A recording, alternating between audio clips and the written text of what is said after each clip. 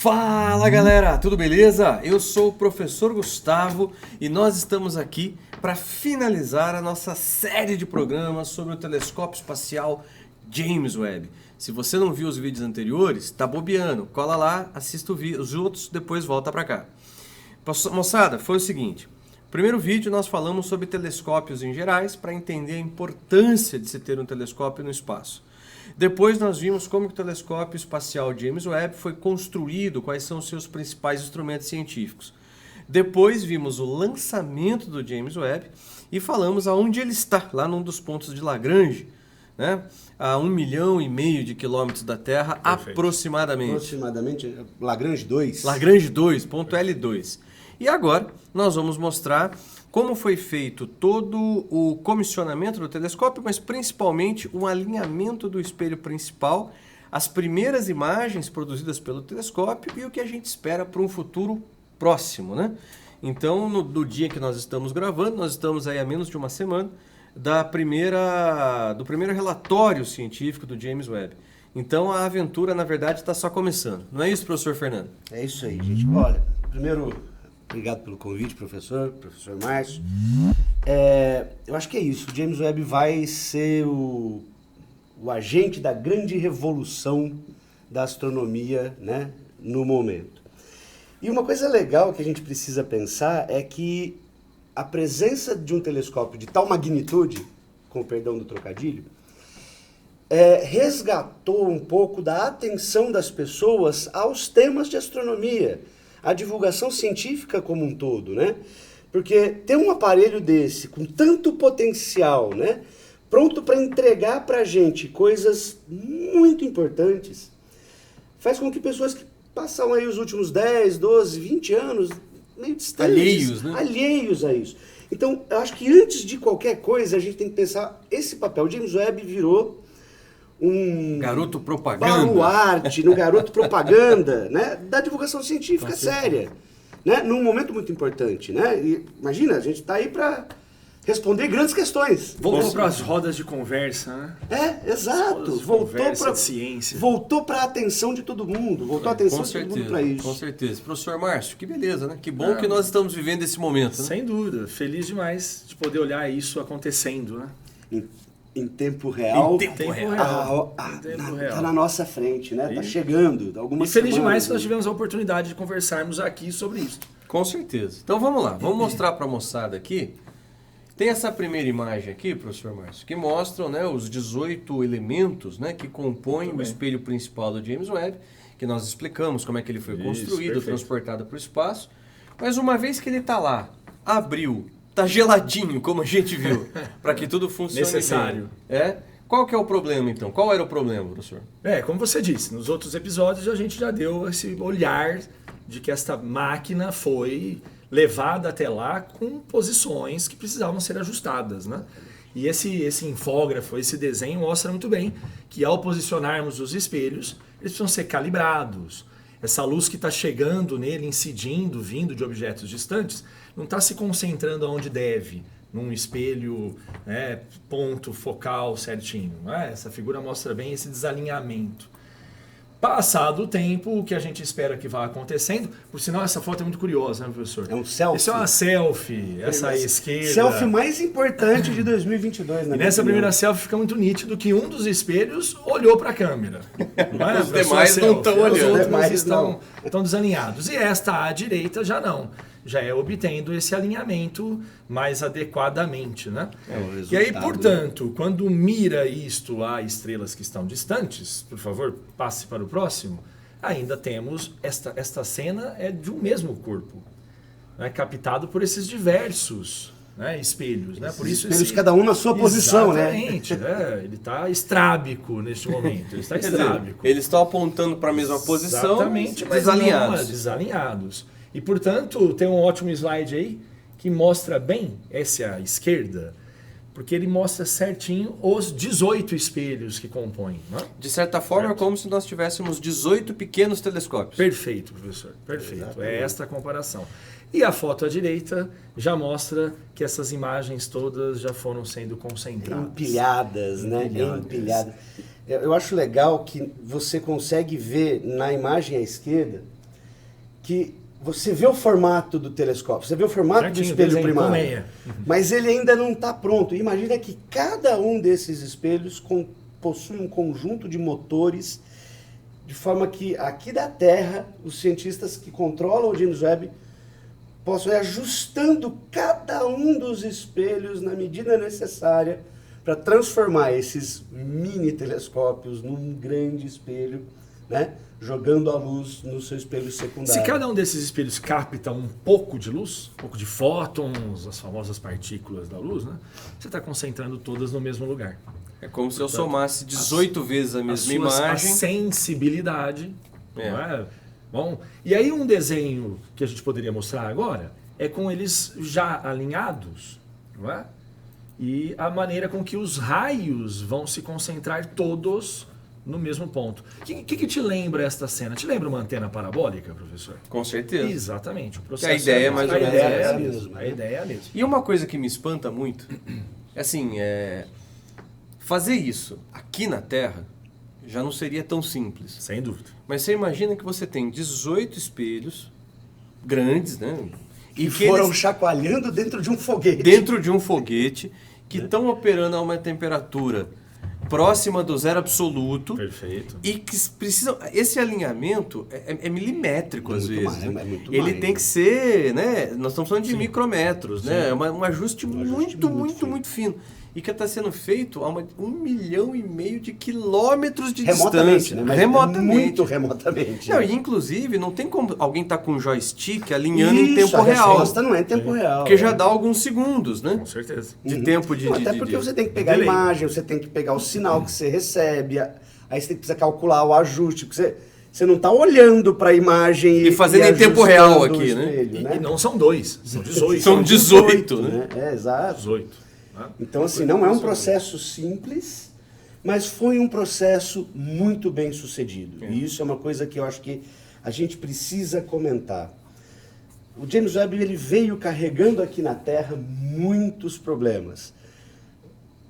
E por vários motivos. Toda a construção foi Paralisação, problemas de tecnologia. Muita tecnologia tem que ser inventada para o James Webb, enfim. E depois que ele foi lançado, acho que todas as etapas estão excedendo as expectativas. O alinhamento do espelho primário excedeu as expectativas, assim como o lançamento, a gente discutiu no último episódio. A calibração dos aparelhos, todos os passos até agora se mostraram o melhor possível. Né? Dentro de todas as condições que ele tem. E uma coisa que eu acho curioso, quando saíram aquelas primeiras imagens, todas desalinhadas e tal, teve pessoas desavisadas que não resolveram parar. Aliás, vivemos um tempo onde as pessoas fazem muito isso, né? Vem uma imagem e saem falando qualquer coisa sem pensar, sem refletir, sem estudar e sem ler. Fala, onde é que já se viu? Gastaram não sei quantos bilhões de dólares para produzir isso, um monte de estrelinhas sem sentido e tal. Exatamente. Né? Então calma, é o alinhamento. Aguarde o que está por vir. Mas se nós estamos nervosos e esperançosos, imaginem eles, né? Imagina a comunidade, Imagina a né? comunidade Comunidade científica Diretamente que trabalha relacionada. diretamente com o James Webb. Tá literalmente com a faca e o queijo na mão, né? Vamos ver. Inclusive, vamos Sim. ver algumas imagens, então, produzidas pelo telescópio.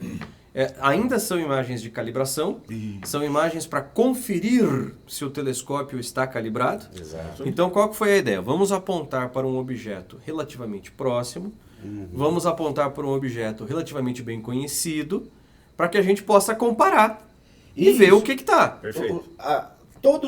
Além da calibração dos espelhos, né, a gente precisou calibrar também cada equipamento dentro das suas especificações, dentro da sua faixa de leitura, e aí cada um tem as suas particularidades ou peculiaridades, vamos dizer assim. Isso feito, a gente falou assim, bom, ajustamos, né?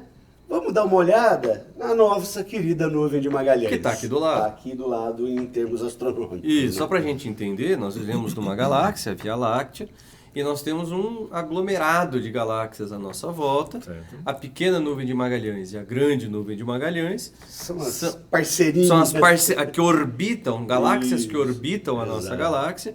Então, elas estão apenas a algumas centenas de milhares de anos-luz de nós. Isso. Né? Em termos Astronômicos, galácticos, galáctica é do lado. do lado. né? Nossa vizinha. E aí vamos ver o que ele produziu, gente. Vamos ver que interessante.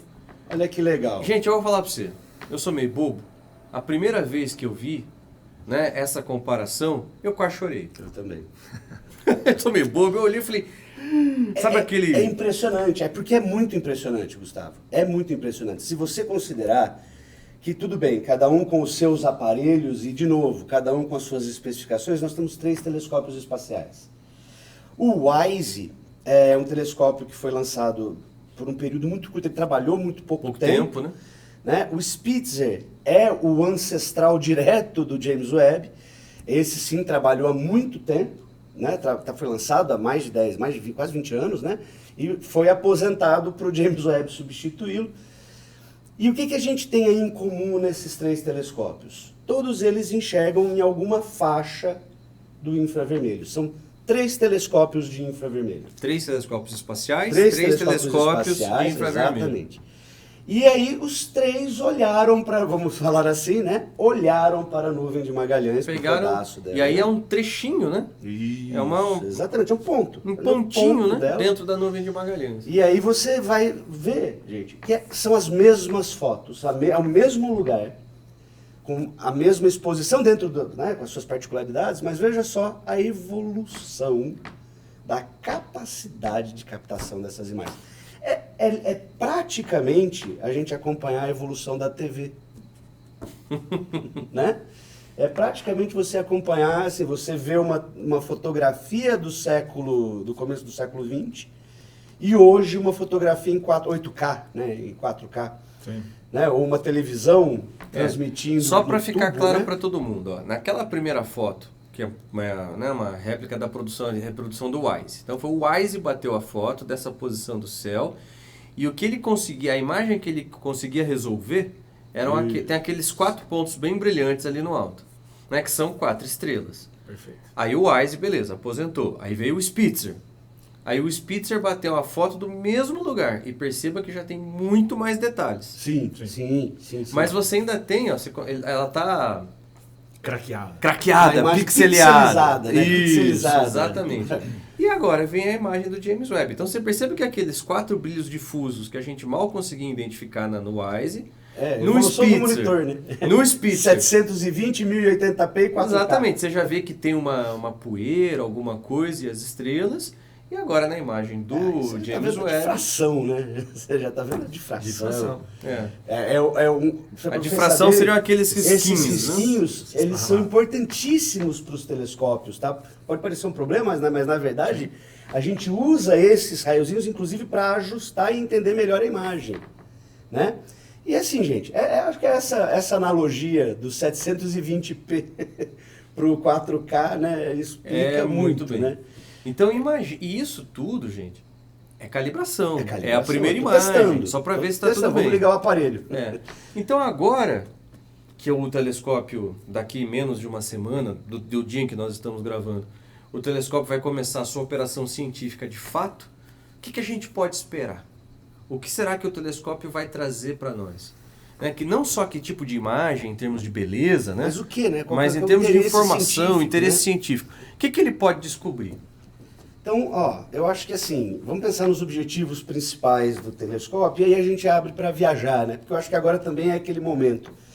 O que será que ele vai encontrar? Where né? no man has gone before. Exatamente. Né? Essa é bem Star Trek mesmo. A gente está nesse ponto de mudança.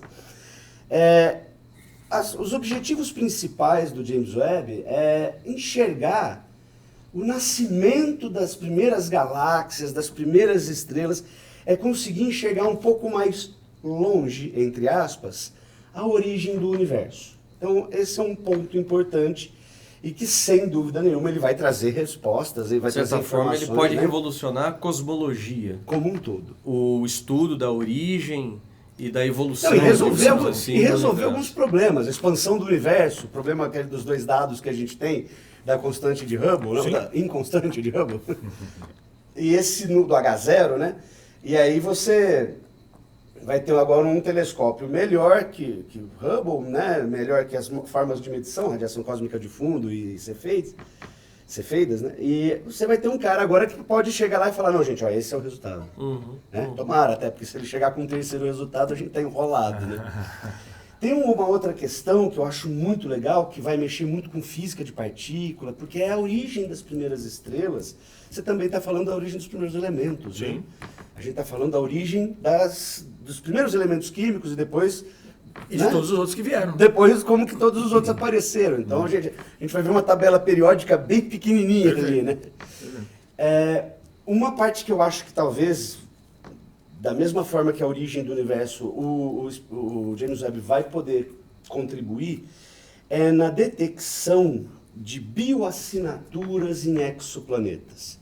O que são bioassinaturas? Imagina que se existe vida num planeta, essa vida de alguma forma interfere na dinâmica planetária, seja liberando algum gás, né? E esse gás liberado, ele vai poder ser detectado pelo James Webb. Então imagina se de repente a gente encontra uma bioassinatura, oxigênio, sei lá, enfim, uma bioassinatura em trapista, né? Ou mais legal, em próxima a Bezinho, né? Que seria o exoplaneta mais perto da gente, né? Tá bem longe, mas é o mais próximo. Então, assim, ele vai poder responder coisas que podem mudar a forma como a gente entende a vida. De certa forma, todas as áreas da astronomia vão ser afetadas, né? Cosmologia. Se a gente pensar, cosmologia diretamente afetada, astronomia planetária totalmente afetada, exobiologia totalmente afetada. Sim. Tudo, astrobiologia, o entendimento do universo vai mudar, porque eu acho que a gente pode fazer um paralelo de novo. A gente está tirando mais uma venda, né? Nós estamos literalmente desvendando, né? o universo. Dois comentários. O primeiro, a física tem um olhar muito sério hoje para chamar da matéria escura, que parece um contrassenso, né? A gente está usando um telescópio, mas essas coisas estão aí e a gente precisa buscá-las nas suas interações. E talvez a gente consiga enxergar a interação que ela produz e passe a entender melhor o que é a matéria escura. Né? Fazendo um paralelo com a sua área, professor, da história, olhar para o passado. A gente vai olhar para o passado. E não é isso que é olhar para o futuro? Aprender com esse passado, imaginar o que vem por à frente, né? Mas muitas dúvidas. Né? Tem uma coisa, Márcio, que eu acho que você pode explicar melhor para a gente. Por que olhar muito longe é olhar para o passado? O que é isso, olhar para o passado? O James Webb é uma máquina do tempo? O que significa olhar para o passado? Muito bem, vamos lembrar que a velocidade da luz não é infinita. E qualquer evento que aconteceu em algum momento e tem a luz até hoje viajando, né, pelo espaço, o tempo está passando. Portanto, se você fotografa hoje, vamos pegar um exemplo mais simples, só para dar a explicação. O Sol está contando em velocidade relacionada à luz, o que a gente chama de 8 aproximadamente minutos-luz. Portanto, olhar para o Sol ao meio-dia é receber uma luz solar que saiu do Sol 8 minutos antes. Agora, estique essa escala para anos-luz. Portanto, olhar para uma estrela que está a 1 ano-luz, nem temos, né? 4,5 a Alfa Centauro, né? Você está olhando ela hoje, mas é a luz que saiu dela de 4 anos atrás. Quando a gente falou aqui em poucas galáxias, vezes, nós estamos falando de bilhões de anos-luz. Então nós estamos olhando bilhões de anos atrás. Uma luz que está chegando hoje aqui. Que ficou viajando essa enormidade de distância, né, para atingir aqui o telescópio agora. E por então, isso olhar para o passado. Olhar para o passado. Quer dizer, a luz o fóton foi emitido pela estrela num momento bilhões de anos atrás, ele está viajando, e vai ser captado agora. Bateu no James Webb e a gente... E é legal ser no infravermelho porque ao longo do tempo ela foi desviando para o vermelho. Em função da velocidade. Sensacional. Da expansão do universo, né? Redshift. Então, quer dizer, olha só, o telescópio está pronto, está absolutamente funcional, deu tudo muito certo e ele vai entrar em operação na próxima semana. E agora, quem acompanhou a gente de casa, acho que conseguiu ter uma boa noção do porquê que a gente está tão empolgado, como funciona o James Webb, quais são as expectativas sobre ele. Então acho que essa nossa série inicial, nós cumprimos o nosso papel. Já fica o convite para uma próxima oportunidade, depois que o James Webb já tiver publicado uma porção de coisas, a gente voltar, fazer um 5º episódio com os primeiros resultados científicos apresentados pelo James Webb. E o lencinho. Tá? E o lencinho para avaliar. Duas curiosidades muito legais, os dados do comissionamento dos aparelhos, né, que foram calibrados, a NASA vai disponibilizar para todo mundo, né? E a NASA promete que a primeira foto oficial do James Webb científica vai ser algo de interesse geral, assim. Vão apontar, eu estou fazendo apostas, assim, eu acho que vai apontar para a Europa, satélite, que a gente suspeita que tem vida ali, porque seria um bom referencial, tá perto, a gente conhece, façam suas apostas. Para onde o James Webb vai olhar primeiro? Olha só, hein? Então fica o desafio, ó. Deixa aí nos comentários. Para onde que você acha que o James Webb vai olhar primeiro? Quem acertar no próximo programa, a gente dá um parabéns. Beleza? É isso aí. Pessoal, valeu, muito obrigado. Até a próxima oportunidade. Obrigado, professores. Obrigado, você. E aí, galera, curtiu? Gostou de saber um pouco mais sobre o James Webb? Então, essa série acabou, mas muitas outras virão. Aproveita, deixa o seu like, compartilha esse vídeo, segue o nosso canal e vamos juntos em novas aventuras científicas. Aquele abraço!